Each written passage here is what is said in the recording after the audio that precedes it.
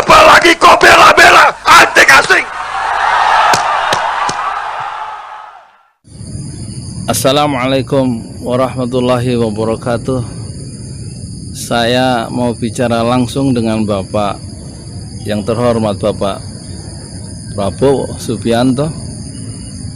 Saya Yudi Pramuko, Pak, tukang donat dari Parung, YouTuber tertua di semesta. Saya ingin bicara tentang dua hal, Pak, tentang formulir plano C1 yang mungkin Bapak dikalahkan oleh formulir itu, dan kedua, saya ingin menyampaikan tentang hadis Rasulullah tentang al-imamul adil, pemimpin yang adil, yang sudah disampaikan oleh Ustadz Abdul Somad. Sebelumnya perkenalkan saya, Pak, saya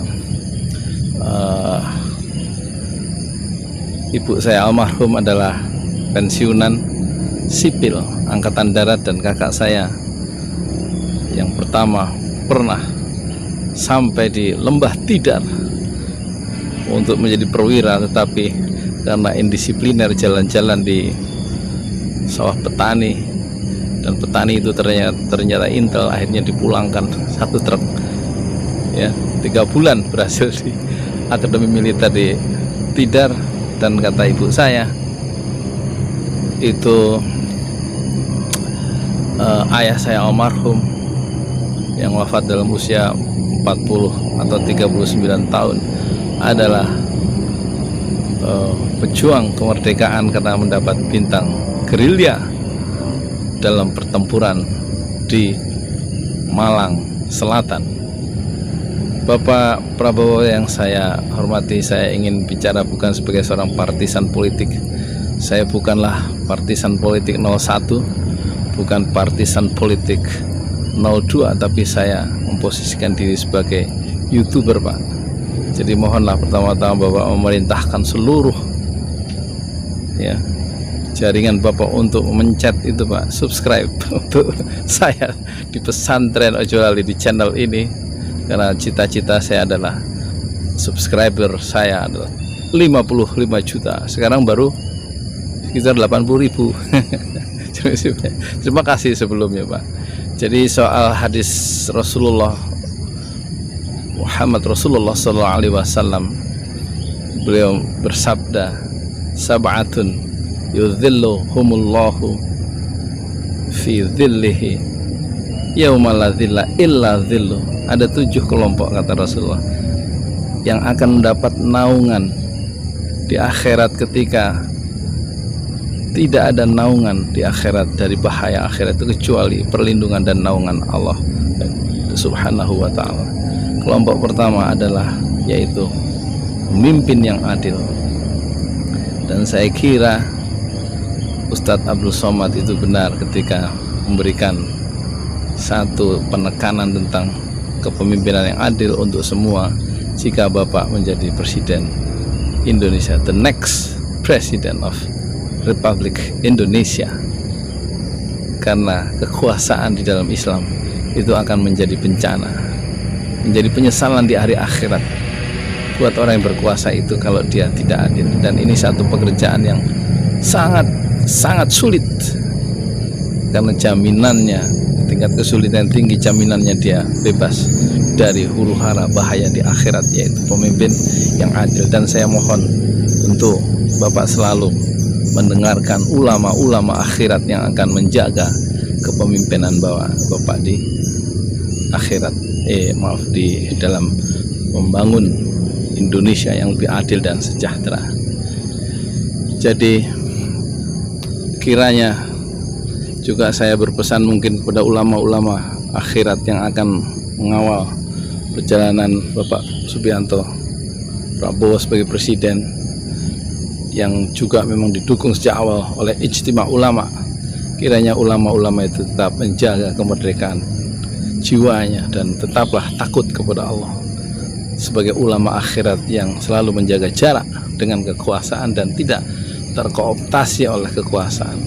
Ini sudah diingatkan di dalam kitab-kitab kuning, betapa ulama-ulama yang berjiwa merdeka itu selalu melakukan maintenance distance, penjagaan jarak terhadap kekuasaan raja-raja Islam yang punya potensi untuk mengkooptasi, menjinakkan ulama-ulama yang tadinya berjiwa merdeka dan kemudian disiram, ditransfer oleh dinar dan dolar emas menjadi tidak memiliki kemerdekaan jiwa lagi.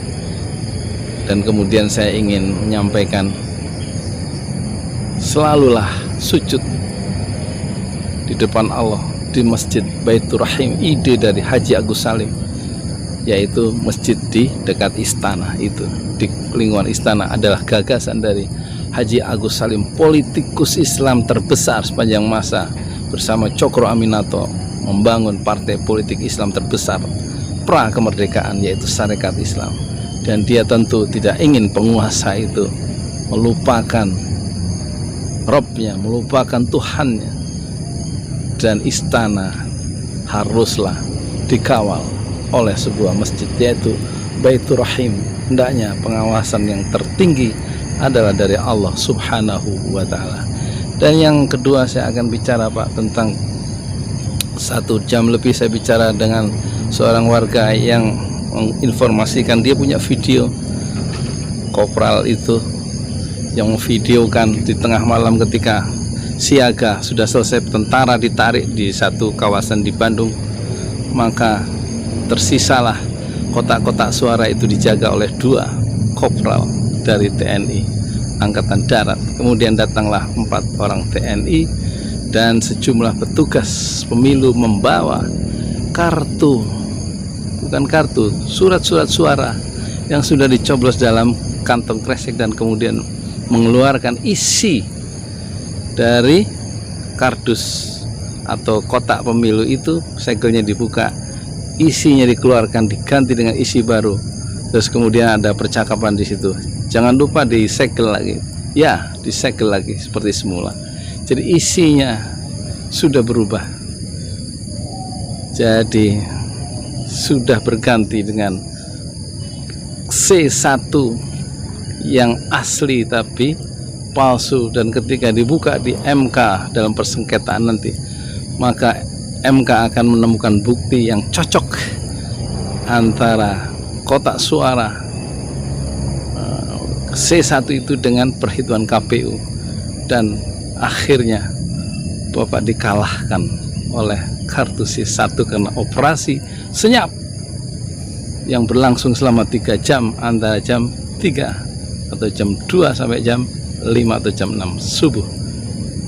Ini laporan semalam. Dan saya lihat juga ada bupati yang marah-marah, yang viral itu, kenapa kartu plano C1 masih ada di gudang, yang dikirim ada fotokopinya.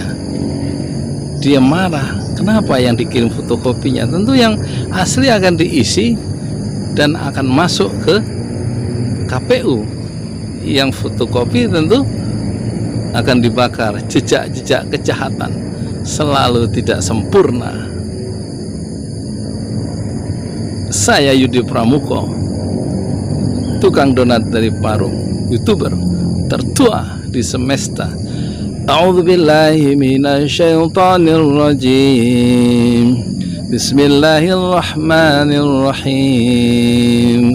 Fasbir sabran jamila. Bersabarlah dengan kesabaran yang indah.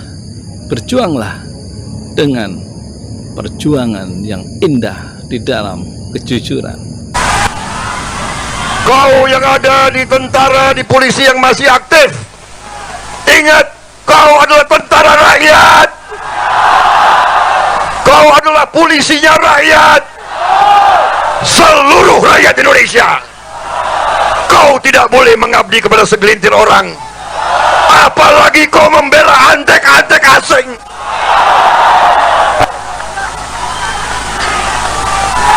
Apalagi kau bela-bela antek asing.